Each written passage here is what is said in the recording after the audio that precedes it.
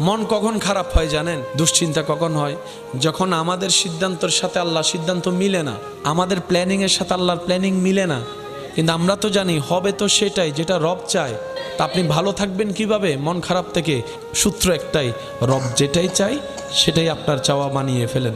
কাজে কাজ হয়ে যাবে, মনও আর খারাপ হওয়ার সুযোগ হবে না। বলেন না সুবহানাল্লাহ। রব আপনার তকদিরে লিখে রেখেছেন সেই স্ত্রী যার বাড়ি হবে অমুক জায়গায়, আর আপনি এখানে একজনের ডিস্টার্ব করে করে পাগল করে ফেলতেছেন। আল্লাহ আপনার রিজিকের ব্যবস্থা রেখেছেন অমুক জায়গার দোকানে, আপনি আমি ভিসার জন্য পাগল হয়ে যাচ্ছি বাইরে। সেজন্য আমরা জানবো কিভাবে, বুঝবো কিভাবে? সেটা হচ্ছে রবের রহমতের উপর ছেড়ে দিতে হবে। আল্লাহ আমার জন্য যেটা ভালো হয় তুমি আমাকে সেটা দান করো, সেটা আসা পর্যন্ত আমাকে ধৈর্য ধারণ করার তৌফিক দান করো।